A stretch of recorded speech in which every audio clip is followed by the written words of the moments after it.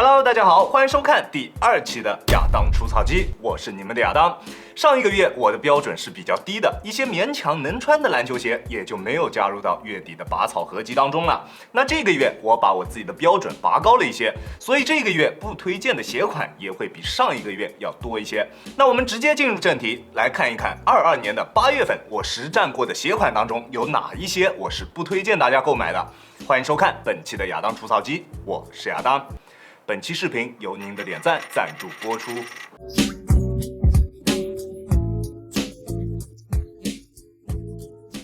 第一款来自特步的轻羽2代 V2， 针对夏季推出的 V2 版本跟 V1 相比，确实是有着一定的进步的，鞋面的强度还是有着比较明显的上升的，但是依旧还是不太行。整体的包裹比较松滑，脚在鞋内的各个位置都没有被很好的包裹住，好在球鞋中段的锁定做得还算不错，并不会出现明显的顶脚趾的情况，但是它的鞋口处完全就处于一个放空的状态，对于脚踝的包裹非常糟糕，跟上一个月的 KD15 是一个情况，并且它的后跟立线也有着明显的向外侧偏的倾向，在这个价位，我觉得它是没有任何购买价值的。200档的球鞋，大家可以去看看我那一期的200档合集，里面的鞋款在性能方面都比它要优秀，大家可以去研究一下。第二款李宁的808 Ultra， 那如果你看了这个视频之后，依旧还是会去购买这个鞋款，那都是因为我骂得不够狠，一定是我的问题，好吧？在刚曝光的时候，这一双鞋就以它优秀的外观造型受到了非常多朋友的关注，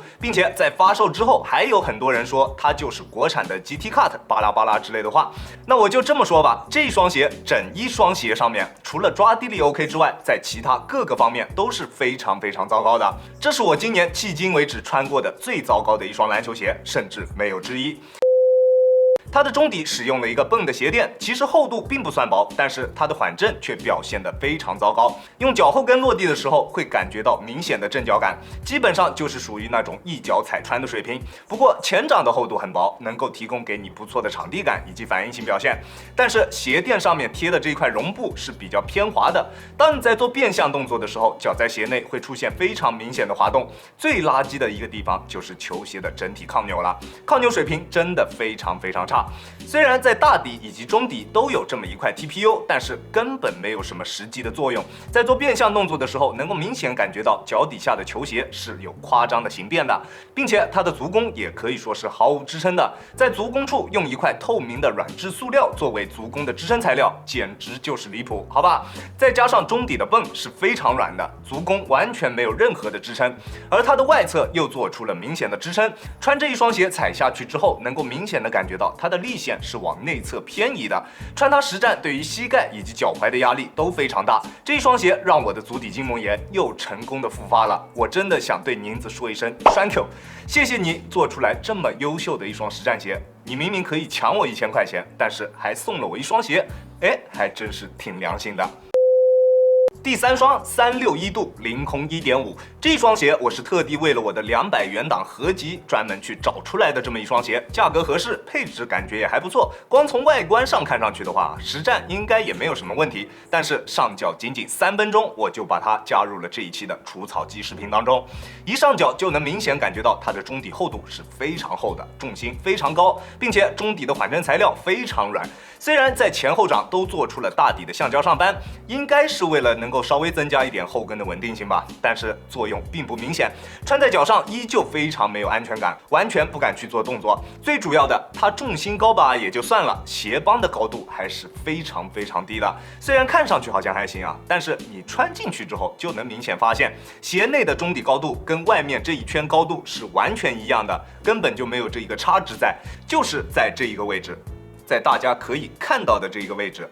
它的重心高度跟詹姆斯近几年签名鞋的高度区别并不大，并且它的中底比 Max 气垫更软，形变空间非常大，再加上它的鞋帮高度是非常低的，一丝安全感都没有。这一双鞋我是绝对不推荐大家去购买的，价格再低都不要购买。第4双横扫4代，我购买的时候还是400多，现在200都不到，这也不是没有原因的，因为它真的很糟糕。其实它在抓地、耐磨、缓震、支撑、包裹各方面表现都非常不错，但是它的后跟稳定性表现真的是非常糟糕。后掌的缓震材料在内外侧都没有做出任何的加固包围，完全就是处于一个放空的状态，并且它的缓震材料也是比较偏软的，厚度也非常厚，形变空间是非常大的，并且后跟的力线也明显有一点点向外侧偏，即使是简单的一些跑动，都能感觉到它后跟处的稳定性是有着问题的，非常没有安全感。虽然它在前掌的防侧翻角做得非常优秀，但是后掌真的太糟糕了。在后跟处的防侧翻极限角度非常小，稍微往外侧偏一点点就会直接崴过去，崴脚的风险非常高。这双鞋和上一双的凌空 1.5， 这2双鞋都是有着非常明显的崴脚风险的，我劝大家尽量不要去轻易尝试这2个鞋款。第5双361度的禅4，去年的禅3我在测评当中已经提到过，它因为后跟处的缓震材料没有进行包围加固而带来的稳定性方面的问题，而这一代的禅4更加的离谱，后跟的缓震材料更厚了，一穿上脚就能明显感觉到它后跟稳定性方面的问题，跟上面一双横扫4代非常像。你还别说啊，这2双鞋的外观设计语言都差别不大。这一双禅4，它的力线有着非常明显的向外偏移的倾向，穿它打球就算不崴脚，也绝对会对你的脚踝或者是膝盖造成损伤。那这样的篮球鞋，我是绝对不推荐大家购买的，并且它的重量也是非常的重，单只42码的禅4重量高达480克。后跟处的小枕头呢，在穿着的时候也跟新大3普版一样，它所顶住的位置是非常低的，体验并不是很好。不过在实战方面并没有什么影响。这双鞋是属于那一种试穿之后就知道不值得购买的篮球鞋，大家不需要花多余的时间去了解它在其他方面的表现。第6双耐克的团队旗舰款 GT Cut 2代，在我购买实战之前，这一双鞋的风评可以说是2个极端的。有的人说它就是实战神鞋，有的人就说它是垃圾。那我既然已经把这一双鞋放到了这个月的拔草视频当中，那我站哪一边，大家应该也是很清楚的，对吧？没错，它很垃圾，也不能说很垃圾吧，只能说它并不适合实战。其实，在这一双鞋身上能够看到，它针对上一代的缺点确实是有所改进的。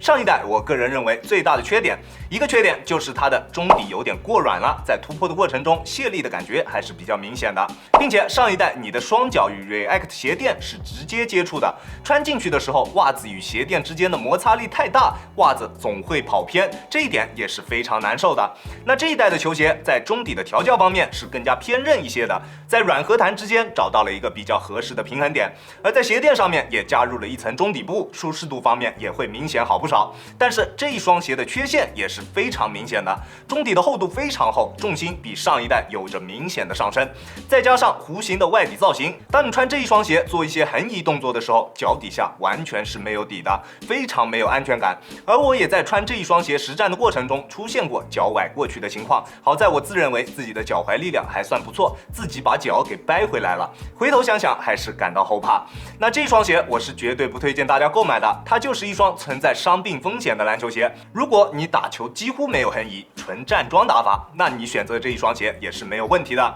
但是其他球员我一律不推荐购买。如果你相信我，你不买就完事了。那如果你执意要买，我也不拦着你，好吧？但是我在这里真心的祝福你脚踝健康，并且它在系带系统方面也有着比较明显的问题，但是这种都属于小问题了，我也就不过多说了。反正我不建议大家购买这一个鞋款。OK， 这个月就给大家拔掉这几双鞋。那如果你相信我，就不要去购买这些鞋款。那如果你自己就是不信邪，还是要去选择这些鞋款，我也不会拦着你们，好吧？只是希望你们在穿着这一些鞋款的时候，不会伤到自己的身体，毕竟身体才是革命的本钱，不要因为选错了球鞋而导致本钱没了，得不偿失，好吧？